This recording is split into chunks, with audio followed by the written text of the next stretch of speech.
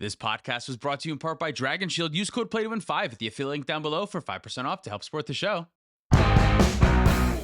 Welcome back to the Play to Win podcast, where we're talking about winning in cEDH. I'm Cam. And I'm Dylan. This week we're talking about our current lineup in cEDH, the decks that we play, the decks that we bring to tournaments and to play with people, our decks in cEDH right now. Exactly, and I think we're both looking to add another deck to our lineup too, so... I have 3. I'm always looking to add a 4th. For some reason, every single time, by the time I get to the 4th, I'm like, this 3rd deck sucks. Let's take that one apart. And for some reason, I can't keep them together. That happens to me all of the time too, and once I get a 4th deck, I feel I'm run out on like another one then, so I'll only have 4 decks for like a second before the first one gets taken apart. I've talked about this a little bit before. I try to think of it as like the rule of 2, like the Sith. Like they only have 2 of them ever at one time. Oh, that's a Star Wars thing? Yeah, it's a Star Wars thing. Okay. But like from what I understand, they also break their rules like all the time. So there's always like a kind of a 3rd that's not really a Sith, but like there's like another one kind of too, I think, like from what I've gathered. For when the second one's gonna die, because the second one dies all the time. That's like part of it. That's like the little guy's got to kill the big guy.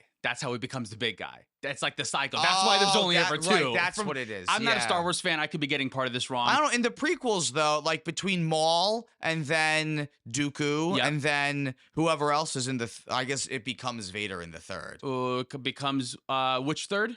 Our 3rd? The 3rd, which is... Actual episode 3. The actual episode 3, Anakin becomes Vader in 3. Yes, yeah, that's and true. there's no other, like, apprentice in 3, right? Because General Grievous is the other bad guy, but he's a completely separate thing, right? Oh, geez. Okay, you're asking me a lot of stuff right now. To be honest with you, I'm not sure. I think Grievous is a separate thing. I thought he was too, because he has his own lightsaber collection. Right. None of them are red because there's only 2 we're red talking ones about stuff that we have not nearly enough an idea about. That's the theme of our podcast. 2 guys who talk about things they don't know anything about. Yeah. This week's episode is called Star Wars. Yeah. I try to keep 2. In my dream, I want 4. I always hover around 3. Yeah.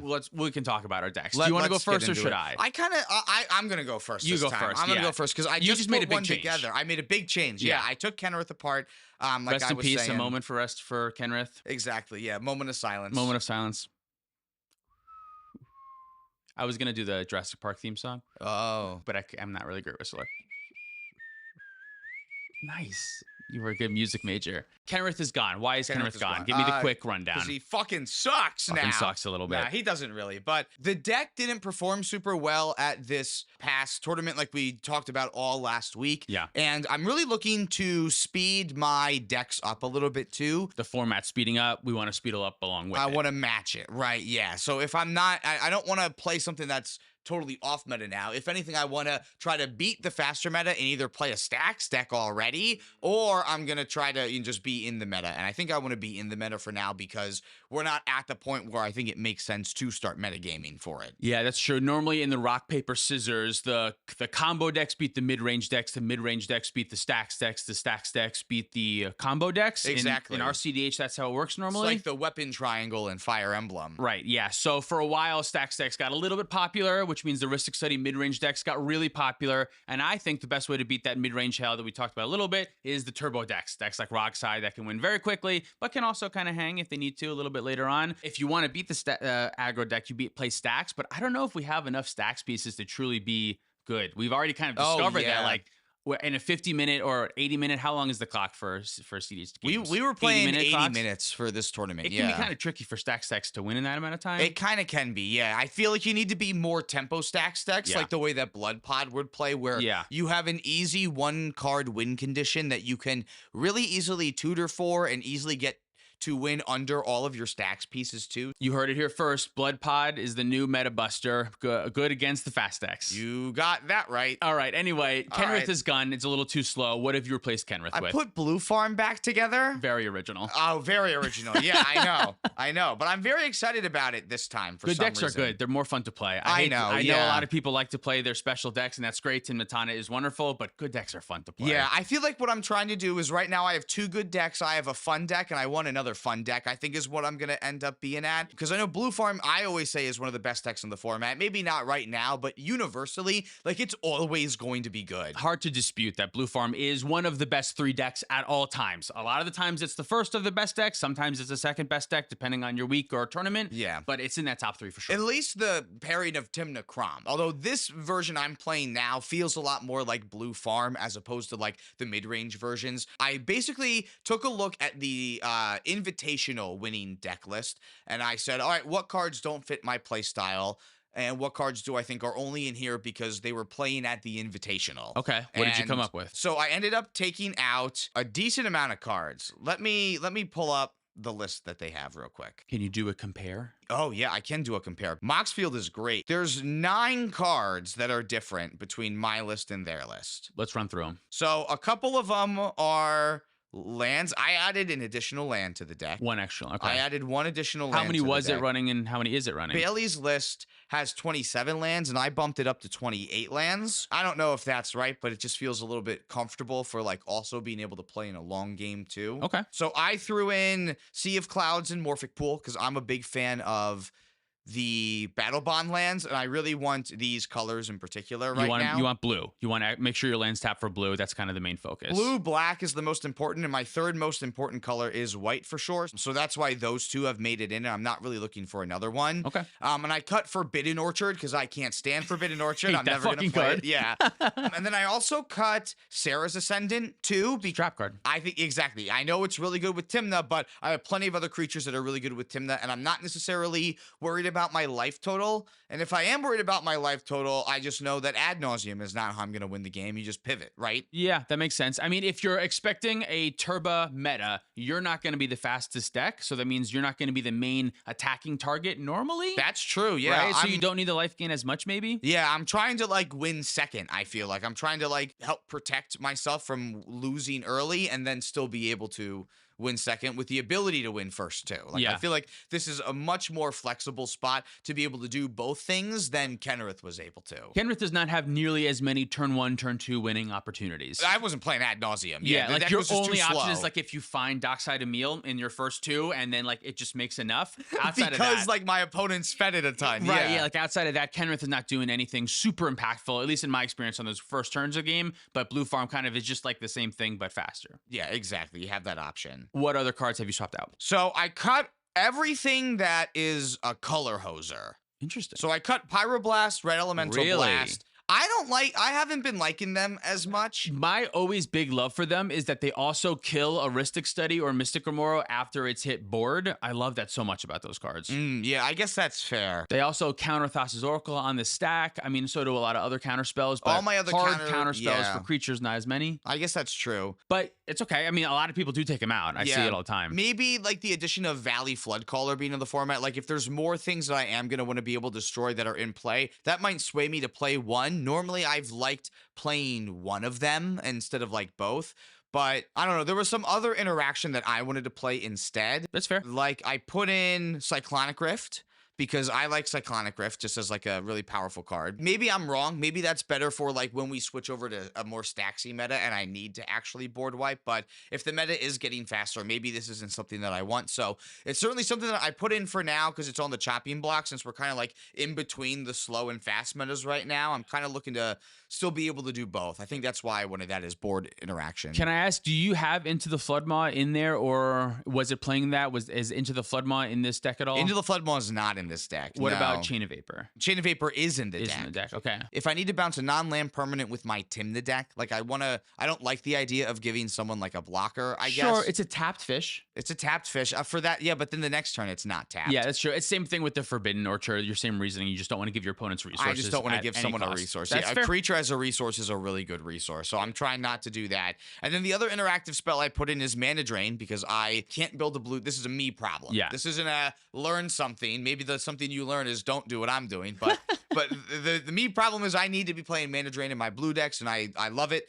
And so I put Mana Drain. It's very good for your play style, like the win second play style. I think Mana Drain's great for that because it just sets you up so perfectly. It's such a good tempo play of just like stop your thing on my thing. My ad nauseum's now cheaper. Let me leave up more counter magic. It is great. I do like it if you can use it. I don't play it in my 2 blue decks, but my 2 blue decks are Rograkh Super Fast and Sisay, who can't really do as much with the colorless mana. But I still think it makes sense. Good card. I took out Blue Elemental Blast too. Yeah. Because I'll never play a deck that has Blue Elemental Blast in it. Just on principle at Just this on point. principle, yeah. There's 2 good red cards in the format. Yeah. And yeah, countering them is great. There's like so many other cards in the format. By the time they're in play, they've already done their damage. They've already done it. You can counter it. The Blue Elemental Blast can counter it. Oh, yeah. But what I'm saying is by the time that like Dockside or Underworld Breach are already in play, like if you draw it off of your Rhystic Afterwards. Study Oh, later, yeah. like it's not like you can use it to like get rid of a Rhystic Study before you combo off. It's much more often, I would imagine, a counter a red spell than it is destroy a red spell. Like, yeah, there's good red Probably, spells, yeah. but like Crom, like, do you really need to kill a Crom? I don't know. I would rather my interaction like stop a win condition or get rid of a stacks piece than get rid and of a Crom. also be able to kill a Crown too. Exactly, Like, I'd yeah. rather play Dismember, Dismember in the does slot. that, yeah. 100% of the time. I love yeah. Dismember. Oh, Dismember is so fucking good So right now. cool, I think. yeah. We're getting a lot of really good white mana removal spells though too. In addition to Path to Exile, we'll talk about more next week. There's so a new one coming out, right? Exactly, Destroy yeah. a creature for 1 white. They get a 2/2 or something. Yeah, That's so like a it seems Pognify. pretty good. I think that's all right. It's even better than Manifest because they get to like kind of fix it a little bit. And you don't play it over Swords or Path to Exile. So do you want a third version of that? In mono white, maybe Maybe in you mono get to the white. point that that's what you want. But outside of that, Speaking of cards that I might not end up wanting, I swapped out the Blue Elemental Blast for Delny Streetwise Lookout because if I'm gonna be experimenting with a card, I think this is the one I want to experiment with. this one lets Tymna get a little bit silly, I think. Yeah, if I didn't have Tymna in the command zone, I think I wouldn't be interested in this at all. But being able to double my Tymna triggers in the command zone and Dockside and Esper Sentinel, and like I keep finding like more things that it works super well with too. Ragavan, you playing Ragavan? Yeah, it doubles my Ragavan triggers. It doubles my Valley Floodcaller triggers, like the untap trigger too. So Which if rarely is relevant, but if you have Paradise Mantle, honestly, I want to talk about that even more in another deck that I have coming up too. okay. But yeah, so I want to try out Delny because it seems like that card can be really, really, really good value. But might be something I look to take out if we end up getting faster. Okay. I also took out Blood Chief Ascension Yeah. because I don't want to play that card. Well, yeah, what's going on with Blood Chief Ascension? I don't know. I feel like if I'm not playing Talion in the command zone, I'm not interested in this card in general. Again, this is the invitational, so Yeah. we know what the other players are going to be. Yeah, and these players are also winning a lot of tournaments and we are not. Yeah, You know, exactly. but and their meta, the invitational meta, I'm sure everyone was expecting a ton of Rograkh. Yeah. So you play Blood Chief Ascension, and it's an awesome way to like stop the Underworld Breach decks from being able to do what they want to do. Okay, yeah, that's fair. I kind of like it as a metagame thing, but when I'm building a deck, I'm looking to be able to play this in any blind scenario. I play with a lot of content. If I'm like going to be on someone else's show or something, I want to make sure that I'm not like metagaming in my deck. Yeah, yeah. That's you want all your cards to kind of just be generically good. I think that's also part of your like Jund player philosophy of just like cards that are just like playable, good cards. Always going going to be good and not situational. Yeah. So I put in Opposition Agent. Okay. Because I feel like I want another attacker with Tymna. Just another really good body, another good creature. It can kind of help fit my win second, but able to still win quickly plan by helping me get the win condition that I might need from stopping someone else's tutor. Helps me grind a little bit more. I don't hate it, but also another card I will look to take out if I'm trying to get even faster. Yeah, that makes Admittedly a sense. slower card. Yeah, especially with like Sisay is one of the best decks in the format right now. It makes total sense to have Opposition Agent in your deck if you're going for tempo. Yeah. If you're looking to stop the first player who goes for the win and win second, Oppo is like a great way to do that, especially because Rograkh, their whole strategy is like find ton of mana, find action, and normally that action can just be like Demonic Tutor to find ad nauseum or something like that. Yeah, exactly. So like that's like a big part of their plan too. So it makes, I mean, we know Opposition Agent is good. I don't have to go into too many details about why that is, but it makes sense for what you're trying It to do. feels like you can kind of make it feel like you're playing Commandeer a little bit, where like you Sure. get to like Yeah, kind of 3-mana Commandeer, a yeah. 3-mana Commandeer for something in someone's deck that's going to help you win the game. Like even if it's only a land, like that still is something that's going to help you win the game, and then you're staxing out the table for the rest of the time that it's in play. So I still kind of really like it. Helps you draw with Tymna. I took out Angel's Grace because I don't think that Angel's Grace is a great card. Again, I think this might be like a meta-specific thing. Like, Rograk's trying to win. There's nothing you can do about it. I'm going to be able to get something. You know what? Maybe that fits What have you figured out? Maybe that fits the win second mentality. I could see that. I mean, Angel's Grace, it does a lot of good things. It lets you ad nauseum when you're at 1 life, and you can take your whole deck in your hand. That's true. great. I'll never have to worry about my life total being low. I can get attacked for forever. It is basically the best answer possible to a Thassa's Oracle win attempt. Also true. But yeah. the issue is a lot of Thassa's Oracle attempts, to be honest, are like Underworld Breach lines, truly. And they end on Thassa's Oracle. And normally at that point, you can still brain freeze your opponents, right? That is true, yeah. So you can mill them out normally because you've created so much storm, and then you just pass the turn and everyone loses on their draw. So it's not like it doesn't just automatically stop the bet. You know what I mean? It's but like, only a gotcha on the consultation win. which really is less likely. Yeah, exactly. Every other one is going to have some sort of flexibility. Like they can stop at a certain point with tainted packs so they don't win right away. So are you thinking you want to put it back in, or are you still sticking to cutting it? I'm starting to think that I want to put it back in because there is a card that I did put in over Angel's Grace that I'm already not sure that I'm happy with. Okay. That's Phantasmal Image. Interesting. And here's why. The deck is already running Mockingbird. Which you can find off of Ranger Captain of Eos. Yes. That's yes, great. exactly. And it's also playing Phyrexian Metamorph. Being able to copy the One Ring or even a Mana Crypt is Yeah. fine. Now, here's where I get to the next point. This list wasn't playing the One Ring. It was only playing Metamorph. I put in the One Ring as well, taking out Slaughter Pact because I put in Cyclonic Rift already. So like I felt like I have like a little bit of more Slaughter Pact- board removal. Slaughter Pact is a good one that I feel like does not see enough play. I do love that card, but I understand why you cut it. Like you have Swords to Plowshare and things like that. Yeah, there's Yeah. other things I can do, and again, I'm adding Cyclonic Rift to Right. my 98, so I'm kind of making up that slot a little bit. I'm with you. Yep. Not exactly, but it's a similar role. I haven't been happy with Phantasmal Image because playing the deck back again, I feel like I have too many clones. Too many clones. And there's not enough stuff on the board that I want to copy that's good enough for me to Yeah. warrant having 3 clones. When the format speeds up, the clones get a little bit worse, right? Because if everyone's like winning on like turn 2 or 3, by that time, like your sorceries might not do anything. Like, what are you going to clone? Like a Rograkh or a Sisay or a Tymna? Like, that's not going to do anything. And when I see a Dockside come in, I think the game is over. I think it's rare to pass with a Dockside in a lot of the games that I've seen in the past couple months. You make enough treasures to win the game most of the time. It feels like putting ad nauseum on the stack. Right. Like it's in Yeah. the same vein And of because winning the of game. and because of so many clones, I feel it's almost irresponsible to pass with the Dockside. Like, you're going to give your opponents the opportunity to clone your Dockside without winning the game. Like, that feels really bad. I kind of get it. Like, cutting back on clones in a deck like that does make sense. And Phantasmal Image has been a card that like I want to include in every single blue deck, but I think I've finally found a situation where because the new Mockingbird is able to be gotten off of Ranger Captain, and the only reason why I want a 2-mana clone is to be able to copy Dockside? Yeah, Yeah. like there's really no point in playing a clone that's super fragile for when I need it to be something else, right? And I also don't like how like Esper Sentinel has been the best creature in play recently for me to copy a lot of the times, and a 2-mana Esper Sentinel doesn't feel like it's a good card. And correct me if I'm wrong, Mockingbird can copy 1 mana value things for 1 blue mana I think so, yeah. with mana value less than or equal to the amount of mana spent to cast it. Yeah, so Not what X is equal Mockingbird. to. No, I had a situation last night or the other night when we were playing where I was considering playing it as a Birds of Paradise, but like it could also just be a 1-mana Esper. That feels so much better in what the meta today would look like than what Phantasmal Image is going to be. So already I'm thinking that maybe we were onto something with Angel's Grace a little bit more than this Phantasmal Image, I think. That makes sense. I do think there are some decks that still play Phantasmal Image pretty well. Decks like Atraxa and Tivit that want to clone their commander, and even though the image will die, you still get the trigger. That can be really nice, and you don't have access to red, so it's like your only way to get a Dockside if someone does pass with a Dockside. That's fine. For a deck like Blue Farm, Tymna Crom, when your card quality is so fucking high, I think it's fair. I think Phantasmal Image is a fair cut. Yeah, I think so too. And the last thing, I took out Dam as well, because I think Dam is just a little slow for what I'm trying to do. Yeah. So I put in Imperial Seal because I noticed Imperial Seal wasn't in the deck, and I was like, In Tymna decks, it seems good. yeah, I feel like that's something that I would like. I'd like to win on my second main with getting the perfect thing off of Tymna. Yeah. So I feel like that's such a good line of play that I'm interested in that. Kind of just fits your play style. Outside of that, there are 98 similar cards. Not 98. Oh, you're right, 89. 8.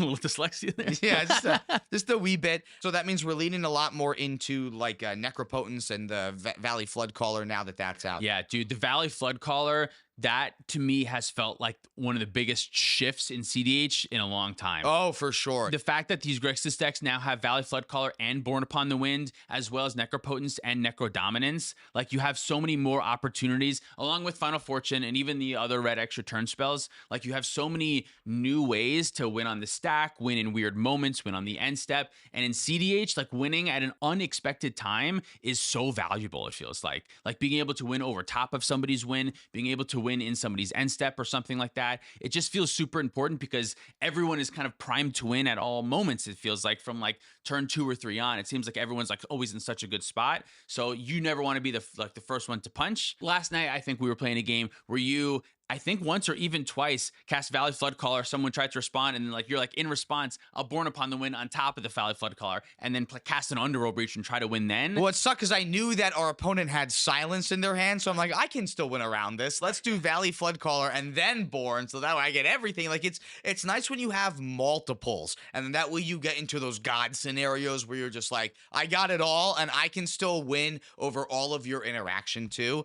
And I think that is also like a great thing to add to the win second strategy. Like not only does your win second, I'm stopping a win with my counterspell, your win second is you're trying to win and I'm Valley Floodcallering so that I can Underworld Breach on top of you. Yes, too. yeah, exactly. Yeah, I think the win second mentality of being able to pick any window you want to win in, that's what's so important. Like not necessarily winning the second, not going for the second win attempt, but winning like when you choose, going for the win when it's best for you to win, not just like this second, right? Like not just because like I have to wait until turn 4 on my main phase 1 when everyone's looking at me to win.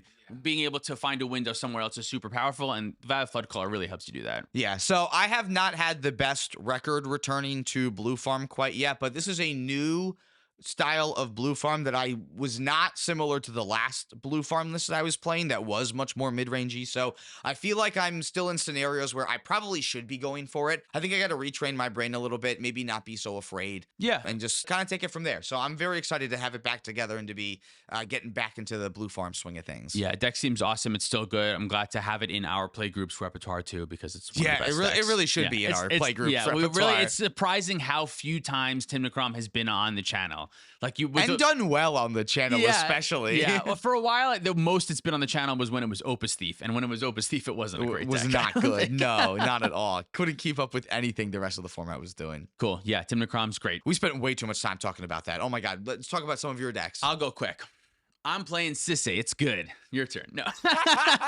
Great. Here, let me pull up my Sisay list. Because I know we did talk about your Sisay deck quite a bit last week and a lot of the stuff that it was able to do. You're playing in another tournament in Vermont this weekend, right? I am, yes. I guess by the time this video comes out, you've already played in the tournament. I'm just going to run back the same list that I have, Sisay Super Friends, the list that I played at the Cloud event. I'm not going to change anything.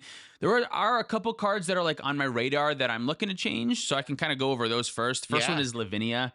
Card can be super powerful, but it can really bite you in the ass, especially when you're a player like me who doesn't maybe play it perfectly every time.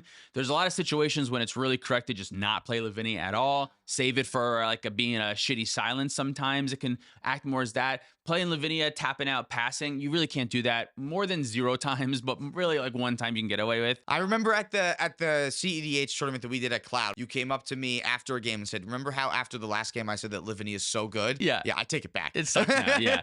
I'm leaving it in for now. The main reason being I still do think it's really good against the turbo decks, and it's a decent way for me to say, I'm just going to not lose on turn 2. I would have lost on turn 2. If Lavinia makes me lose on turn 4, at least it bought me 2 turns. Honestly, at least it got me some time. A turn 1 Lavinia, like on the play, also stops Rograkh from coming out. Exactly. Like there's a lot of things that it can shut off, and for that reason, I'm keeping it in for now, but it's on my watch list for sure. There's specifically another card that I always forget the name of, Nyambi? Nyambi. Yeah, that's Teferi's daughter, yeah. Right, the blue-white legend that allows you to return a creature from play to hand when it enters and it has flash. A flash legendary is really nice to allow Sisay to quickly get bigger and maybe find what I want, but also the fact that it is a 2-mana permanent that can get me Dockside back to my hand and allow me to recast Dockside. Sisay, I feel like I have an issue where if Sisay can't find a 3-drop, Sisay's not getting anything super irrelevant, right? Like Kinnan is good, but I just tapped out all of my mana probably to get the Kinnan. Lotho is good, but like that doesn't do anything to me right now. So 5 mana to get a Lotho is not so great.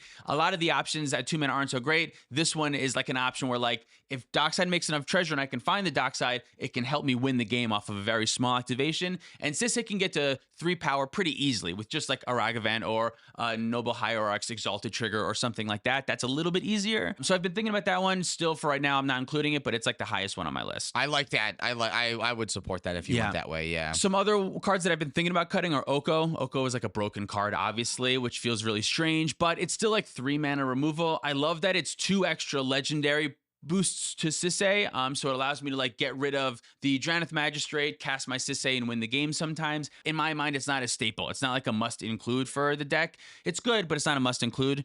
There's another Diada, Gigadrone, Diada. Yeah, the Grixis one. Yes, and this one I've thought about a lot. This is a haste enabler for my Bloom Tender type things. Interesting, really? Yeah, because technically it gains control of a creature and then it gives it haste, but you can gain control of your own creature. So there's a lot of lines that involve the Fey Burrow Elder, Bloom Tender, or Selvala, Heart of the Wilds, and it's really nice if you can use something like a Tyvar to give them haste, or exile them from your graveyard with Agatha's Soul Cauldron to give another creature in play their ability. That's really nice, and this Gigadrone Diada kind of does something similar. I like calling her Gigadrone a lot better. What is it? What is her actual name? Gaeadrone, I think is what it is, but... She's also a win condition. For some reason, if Saheeli goes, you can loop your Planeswalker loop with her to for sure kill the player's dead. Now, this loop you're going through with Nicol Bolas, so you're drawing through your deck and exiling cards anyway, so they're already dead. It's win more, But you can say like to your opponents, like, I don't have to pass turn and let you untap. Like, you're just also dead right now because of this. And also wins through the One Ring, whatever, which is nice. That's really nice too. I don't know. I could see this version of Diada being really good for you. Yeah. Right. The issue is 4 mana is kind of a lot. This is a mana deck. Literally 50% of the deck is mana, but 4 mana is still kind of a lot. Being 3 pips is really helpful for Sisay because once Sisay gets to 5 power, she can basically go through any combo as long as she has a bottom, a Dockside, a Mana Maker, a Bloom Tender, something like that. I've thought about adding that card. I'm not sure about it. I still haven't included it. I think that's fair, but I do like the idea of like having a line where you can just have like your Bloom Tender. You can search for this, or you could search for like even Tyvar first if you don't even have enough pips. Yes. So that way you can like activate Sisay again and then find this and then untap Bloom Tender. I didn't mention that actually. It's an untapper. The haste is yes, but it being an untapper is also specifically super relevant. That's the most important That's also part, really nice. And you get to put a corruption counter on it too. And that's just fucking cool. That's awesome. That's fucking cool. It's corrupted. It's also sort of removal. It can gain control of a Dranith Magistrate or an opposition agent even. Any of the one-sided stacks effects, it's also pseudo removal. So it's doing kind of arguably the same thing that Oko does. Yeah. That's kind of why I want to make the swap. It's a similar to Oko thing, but it can also help me just win the game, where Oko can't actually allow me to win the game. There's no loop with Oko. Yeah, no, it's literally just interaction. Yeah. So that's the big one I'm thinking about. That. I think that makes a lot of sense. Yeah. Now, we talked about the Pyroblast and Elemental Blast. I'm not playing them in this deck. Sisay's so tight for slots. There are certain things that I'm not playing. Red's not my main color, so I'm just not playing that. But besides that, I don't really want to change anything else. Cultist of the Absolute is an interesting card in that a lot of times it doesn't really do much at all, but it also allows you to win very quickly. And I feel like the fact that it gives basically +4 to Sisay for 1 mana is like kind of an unheard of rate. So I think for now it'll stay. It's a card that I also have my eyes on. I think that's fair, yeah, because it does do nothing if you don't have access to Sisay, but it is so powerful with Sisay there. Yeah, but other than that, I've been loving Sisay. I think the deck is super powerful. I think it's in a great spot where it can pretty consistently like present a win on turn 3. We had a game last night where I don't know that I played perfectly, but I think we counted 7 wins. It was a lot of wins. Just like from turn 3 on, turn 3, 4, 5, 6, 7, and I tried to win twice on the 6th turn or something like that. It was just, I could present to win every time. Now, everyone had all the ways to stop me and everyone had anything. So there's an argument that I probably should have stopped trying to go for a fucking win and just like draw some cards instead and wait. Maybe I should have done that. But the fact that it was able to present that many wins in a row, I felt is pretty impressive for a deck. I think so too, yeah. That you just have so many layered cards together and so many different options. Like a lot of decks would be like, oh, I tried to win 5 times. I'm just out of this game now. You're damned if you do, damned if you don't. I think realistically, more often often than not, the way that you beat Sisay is kill Sisay. Like any other commander-centric deck, keep Sisay off the board, and I'll have a hard time winning. If you can't, you have to get rid of the mana creatures, those Bloom Tenders, Faber Elders that we talked about. And specifically exile them, because there are several ways that Sisay can find ways to get them back or continue using them. So Tyvar will screw you up. yeah, so stuff like Path to Exile and Swords of Pasha are better than cards like Dismember against Sisay specifically, in my opinion, because that exile is super important. There's also an argument that sometimes you can just like wait and like kill the Amanatu in response to like after I'm going through the loop, but you have to make sure that I'm not going to be able to quietly find a Teferi in the middle of my line. Sometimes that happens where I have 2 extra mana and you thought I was going to find one thing, I'll find Teferi instead. You can't interact, and now I can bounce my dockside and recast it and then just keep going. Way better to be safe than sorry. Yeah, so make sure that, you know, I don't have the ability to do that, but other than that, exiling the mana dorks or just keeping Sisay off the board is the best way to get rid of the deck. What do you think you're going to do differently in this event than that you did at Cloud City? Remember that Sakashima, a clone, is in my deck and tutorable. I can search for a clone at any time. That's super important to remember. So if someone puts a dockside on the stack and they're going to go for a win, actually, I'm going to do that. Actually, me first, please. And then we're just remembering like when I can win at instant speed and off of how much mana. In order to find the Derevi, Gaia's Cradle, Mount Doom, Eladamri's line, I was thinking about how this does. If you have the dork that can tap 4 or 5, you just need 3 additional mana, I think, to be able to win. But that's still 8 mana that you have to have up. But if the first activation goes find Derevi to untap the mana dork, the second activation goes finds Emil with the 3 mana flickers the Derevi, untap, activate again. The next one goes finds Gaia's Cradle, and then at this point you have 3 creatures in play because you have Derevi, Emil, and the Mana Maker. Gaia's Cradle taps for at least 3 plus the Sisay and probably more. Use the 3 mana to flicker the Derevi to untap the Gaia's Cradle, net a mana hopefully because you have the 4 creatures. Infinite green, infinite colors of all of your other lands by flickering Derevi to untap them with the Emil and the Gaia's Cradle, and then you find Mount Doom and win them. But I have to remember that like I need my Mana Maker to make 5 and then only 3 more mana, and then I should be able to win the game from that. Like those type of things of like, when can I win the game from? In game, it's kind of like hard to like think through the whole line. So the shortcuts is what I want to get a little bit better at familiarizing myself with. Yeah, I feel that. I can tell you're already practicing because this is like the 3rd time in a row that we've gone through that specific line. Yeah, okay. But that's good because like that's how like you got to get it in your head, and you want to make sure that like it's in the back of your hand so that you can just go, no, this is what I'm getting, this is what I'm getting, this is what I'm getting. It makes it a lot easier than to know how to pivot. Then when you automatically know exactly what you're doing, you get comfortable, but you get comfortable enough so that way you can pivot when you need to. There was a moment last night when we were playing where Chen, our buddy, had cast a snap and he had tapped out his black source to bounce something. Oh, yeah. I had the opportunity in my head to respond by bouncing his opposition agent, and then he didn't have the mana to be able to recast the opposition agent, and I could have went for a win, but I just like didn't see it in time. Like I just like didn't realize it was there until after I said pass priority on the snap, and I was like, oh, that would have been a moment. I didn't realize that you wouldn't be able to cast the opposition back in, and I probably could have presented a win right there. So situations like that I'm trying to look for. Yeah, I think that makes a lot of sense. Long-winded. Let's go to your deck too, yeah? Nice. Deck 2, Nadu. Yeah, I haven't looked at my Nadu list in quite a little while because I didn't know if it was gonna get banned or not. Yeah. It seems like no is the answer. It seems like no for right now. So Yeah. I might as well start thinking about it, and I might as well start playing it a little bit more. I think Nadu's here to stay. I think it is one of the top tier decks of the format right now. I think so too, yeah. So now that I am thinking about how I'm already playing Prismatic Vista. Paradise Mantle. Yeah. I'm already playing Paradise Mantle in the deck because it's like a really bad Shuko. I should be playing Valley Floodcaller then. Probably. Why not? Yeah, I feel like that allows me to also be able to like flash in Shuko too. Like I don't know that because I can't equip at instant speed, like you're not going to be able to win the game at instant speed so easily. So does that make sense if I'm not going to be able to win? I think you should put Born Upon the Wind and Valley Floodcaller in the deck. Oh, okay. I think you should do both. I just do both. And then be able to, win at instant speed if you need to. I feel like the deck makes a ton of mana, so the extra mana to cast these things is fine. The only issue is I can't equip at instant speed. You can't equip at instant speed. So that's maybe why not. that's why they don't run it originally.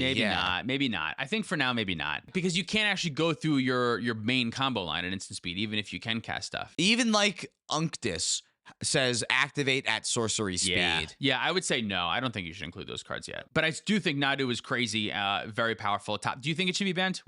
No. I don't think it should be banned yet. Not yet. Yeah, Okay. I still want a little bit more data. Yeah. It did not win the Invitational, so I still would like a little bit more data on Nadu before we ban it. I haven't bought any cards for Nadu. It's still 50% proxies right now because like I didn't really know what's going on, but I might start to invest in some Probably cards. could. I mean, the Commander Rules Committee has basically said that they're not going to be banning stuff for cEDH. So I think that you're good to play it. I think I am going to be looking into it a little bit more. And now that it's banned in Modern, I feel like, I don't know this, has the price of Shuko come down? Probably. Does it make sense to buy a Shuko now? Maybe. I don't know. Yeah, probably. I'm not sure. I would have to check. Maybe it's something that I'll think about actually like investing into making like more of a paper deck now that if it is going to stick around, but definitely something I want to play a little bit more. Because now that like the lines are in my head a lot easier than they were when I first started playing, like I kind of want to use them. I kind of want to use the reason why I use this brain space for it. I think also we've figured out a way to like kind of represent clearly the Shuko line stuff using the 2 tokens. Oh, thank you, Sabretooth. Yeah. Oh my god. You have a 1 and a 2. You put the Shuko in between them, and you just move the creature you're equipping to the 1 to the 2. You don't have to move the equipment with it.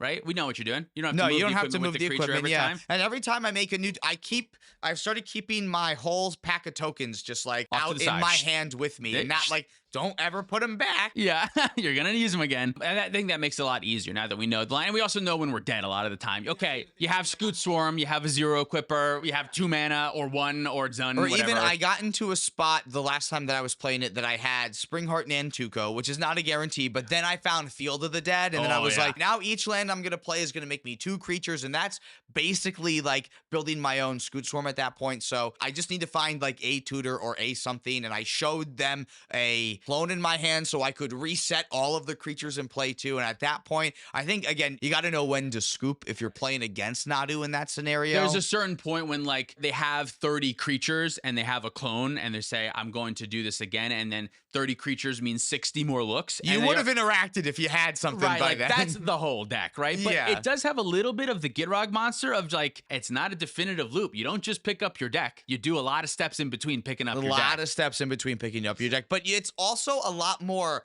malleable than the Gitrog combo, because in the middle of going through everything, I can crop rotation for what I need, or like I can Worldly Tutor for the Scoot Swarm at some point so that it's not as unsure at that point. Yes, but it's what I'm trying to say is it's not shortcuttable. Oh, it's, you know what I mean? You can't just explain to your, I mean, you can, your opponent can say that's enough for me, I'll concede, but like it's also like kind of within their tournament, right? If you're in a tournament to say like, I want to see you play it out. Oh, yeah. I mean, I want to see you play it out because I love watching decks go out. Not even just because, like, I'm in a tournament. But I feel that, yeah. Like, are you playing Thassa's Oracle? I am not playing Thassa's Oracle. Okay. That's what I also think makes it a little bit more fun. But I am thinking about playing Thassa's Oracle after Max was playing Thassa's Oracle. It is nice, like, because it is a good way to, like, just show your opponents, like, I have a Thassa's Oracle. I'm just going to go through my whole deck. And I've proven to you that I'm going to go through the rest of my deck at least. There will be many steps in between. But, like, here is the definitive win. I think it's easier for your opponents to say, like, yes. Yeah, you know what I mean? feel like the finale of Devastation thing for me is now really easy to say and announce and go through too, but I should have a backup for in case the finale gets exiled or something, that like I can still win the game super easy instead of having to explain how Endurance and my infinite mana with Displacer Kitten loops and sacrificing Cephalid Coliseum to draw everyone out. Like, I feel like that's so much harder to show and present that you can actually go through your deck an infinite number of times that way. It's also just a blue card pitch to Force of Will, you know? It's fine. Right, yeah. So that's not it. I'm keeping it around. What's your second deck you want to talk about? Rograkh. No shit. We're just talking about the metagame, aren't we? We're literally just talking about the metagame. That's the 4 best decks in the format. Well, I feel like what's the name of the channel? I feel like that's our it's our responsibility to make sure that we have the 4 best decks together between the two of us in some form or fashion. Cody's apart. I took it apart, put Rograkh together. Cody's great. Deck is wonderful. It can present turn 2 and turn 3 wins very consistently. Rograkh can do that too, but it backs him up with counter magic, which is so much better. Cody can't really do that. You get to play all of the cards when you want to play them instead of like having to figure out how to get rid of your commander. It carves a better window too. Rather than like carving a window, Cody has a sledgehammer and just like starts smashing the door and on like, a gun. Hey everyone, I'm finding a window, and like it gives everyone everyone gives enough time to like stop him from hammering the board. You know what I mean? Rogsai is just like, I'll win now, please. I can win now because I can play Born Upon the Wind and Valley Flood Caller, and I can like Necropotence and Final Fortune. Like it gives you so many more options to do that too. Absolutely. I'm playing, I think, exactly Brian Koval's list from when he played at the Invitational. Hard to not do that. Which I think is almost exactly, or if not exactly, Bryant Cook's list from before that, which is the list I was on previously. Yeah, hard to not do that either. Added some obvious ones like the Valley Flood Caller, the Necro Dominance, which are new cards. Gitaxian Probe back in the deck. Very excited about that. Nice. Probe is underrated. I think we should have been playing Probe this whole time. I think at this point now, with the meta speeding up, I think the information is more powerful than it was before. Yeah. That's what I think it is too. Yeah, and there's also just like, since there's less turns on average for Rogsai, the 2 life to give someone a Ristic Study just to make sure that they don't have any counter magic or see what counter magic they have is still worth it, I think. Ooh, you get to see the card they draw off Ristic Study too, which is kind of nice then yeah, too. So it's nice to know like, okay, they have Flusterstorm, and that's their only counter magic, so I know my Underworld Breach will resolve right now. That's a good point, too. And then I can do other shit. Like, I know the type of interaction that they have is Force of Negations, so I'll play my Dockside Extortionist right now. Like, that information I feel like is huge, so I'm really happy about that. And then there was a 4th card that was added that's different. Flare of Duplication was the other 4th card that's been recently added to Rogsai. Ooh, yeah! That Some seems things really that good. I didn't realize about Flare. First, in my head, it's a counterspell. Copy your counterspell. It's a counterspell. Great. Some things that it can do. Copy a Demonic Tutor. Copy a Beseech the Mirror. Copy an Ad Nauseam if you want to. If they're going to counter your Ad Nauseam, I will copy my Ad Nauseam instead. I will copy your Ad Nauseam instead. Yes. For 0 mana. I will, for 0 mana, sacrifice my Rograkh and copy your Ad Nauseam. And I have all this mana up when I'm Ad Nauseam on instant speed now. It's crazy. Cards is super good. And I'm really excited to play it a lot. But Rogsai is just, we don't need to talk more about why Rogsai is insane, right? Like everyone knows it is one of, if not the best decks in the format right now. I think it and Nadu are fighting each other for the best decks. The end step wins, like we were talking about earlier. Rogsai does them better than anyone, like truly, with all the mana that you get. So yeah, I'm really liking this deck. I like the idea of someone else's Ad Nauseam getting countered, and then in response to that, you get to Ad Nauseam too. Like there's it's giving me a headache already thinking about how cool that is. A lot of windows that this deck can find too, which is windows, really nice. Yeah. Nice, cool. What about you? Your third deck? My third deck is Etali. We're finally getting outside of the top 5. Yeah. Etali's staying around. I think Etali's going to be around for quite a while, I think. Yeah. It's just your fun deck. It's your go-to deck. Yeah. I'm always going to need to have a food chain deck together. And Yeah. I've had so much fun playing Etali, more so than probably any other deck recently, that I'm still keeping it together. Win or lose, it's just like a good time. Exactly. And the Etali community is great too. So I love being a part of that as well. So Yeah. I'm just so happy with that big dumb dino that I'm going to keep running it as much as I can. Anything new or interesting that you've added recently? The Metamorphosis, the one-time food chain for 1 mana, has been very good. And I haven't really added a ton from Modern Horizons or Bloomborough, really. Okay. I added the Disciple of Freyalise. Oh, the sacrifice to draw cards. Yeah, that's also seems a good. land. Yeah. Seems really good in the deck. Does a little bit of everything that I want it to, but I really haven't been adding a ton of other stuff to it. I've been thinking that if anything I want to do, I want to try to add Seething Song to the deck. Okay. Like more things More that will mana. help me. Yeah, Seething Song makes sense. Yeah, like more things that will help me power out Etali really early. I feel like that's where Etali's strength is going to be now too, especially as the format's speeding up more. Etali can easily come out on turn 2 with the right hand a lot of the time, even mulliganing down to 4. So I think just like maximizing my chances of that instead of like playing Manglehorn even. Maybe I still want Manglehorn. Maybe that's a bad example. But like other cards that are going to be a little bit more mid-rangey, maybe I want to look to take out and just add more mana to. You are playing Manglehorn? I am on Manglehorn, yeah. I think Manglehorn is good because I think it quietly makes your dock sides better because everyone plays their dock sides and like, oh, let me just get them out now so I can untap my treasures later. And you're like, haha, my treasures don't come in tap. Mine are good now, I think for situations like that, I think Manglehorn is really good, but I understand the desire to cut it because Etali wants to go fast. So 3 mana for a not help you go fast card. I get it. Like a Mulda 5 that has a turn 1 Manglehorn off Mana Crypt feels like a trap sometimes. Yeah. Because like that's great. I can impact the board right away, but Then what? if my other 2 cards aren't like Jeweled Lotus. You kind of have to be Italiaing. If you're not Italiaing, it doesn't do anything. Exactly. My yeah. third deck, Tymna and Tana, I don't need my commanders as much. You know what I mean? Like, Yeah. they're nice to have, but all my pieces are small and kind of do similar things. Whereas all of your pieces, like without Etali, your Twin Flame looks like shit. It does nothing. Yeah. Right, you know, Exactly. stuff Yeah. like that, yeah. So speaking of Tymna and Tana though. I've kept it together forever. I think at this point it'll stay with me forever. Tymna and Tana is one of those decks that, although it's never like great for the format, if you build it right, I do think it can do really well in certain tournaments, in certain situations. Recently, I've tried to put in more interaction and less stacks pieces. So Endurance is in the deck right now. I still have Delayed Blast Fireball, which feels like a lot of mana, but against Kinnan, which is one of my worst matchups with that deck, I feel like it's really good. And also against Nadu, I think it's not nothing. The fact that it can also help ping off the Rograkhs if I need to, it can be also helpful. But I've been thinking about swapping that one for Dismember because I just want more cheap, fast removal and interaction. Yeah. Like that seems like what's helpful against Nadu more than anything is just instant speed spot removal and get rid of the Nadu. Yeah, I think that's fair. It's going to be tough to find a time to want to instant speed Pyroclasm the table at 3 mana even too. Exactly, like that still does seem really slow. And I have Fire Covenant as a way to do something similar to like that anyway. Way so, better. Yeah. Way better. 75 Nadu triggers.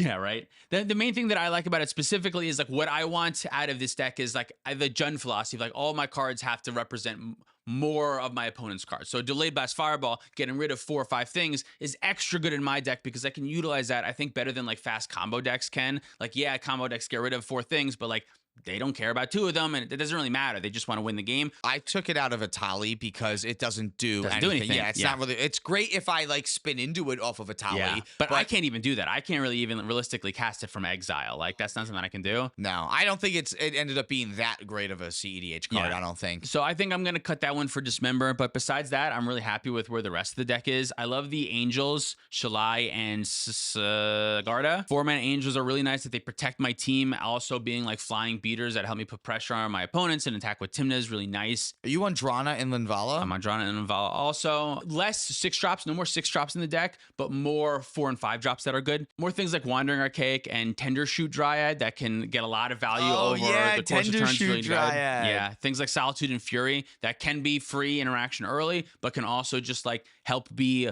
beaters in the late game is really helpful. So I love where the deck is. It's just slow. That's its big issue right now is like this version of the deck is still very slow, and that's okay. I like it when I know I'm going into casual cEDH pods with slow decks. It's just a little bit more comfortable. If we're all playing like not tier 1 decks, I don't want to like wait on turn 2 when my opponents are maybe not doing that quite as much all the time. I love winning on turn 2, don't get me wrong, but it's nice to have an option for a slower deck for when I want to play in different types of pods. I agree, and that will be a great deck as we move past the fast meta into stacks meta. If that is actually what we're doing and we find out that stacks is the way to beat Rogsai, I volunteer Tymna and Tana as the way to do that, not Winota. I know Winota can steamroll and get a hand very quickly. Winota, you see where the target is. It's got a Cody issue. Everyone knows where to attack. Tymna and Tana is less like that, I think. Yeah, you can kill Tymna.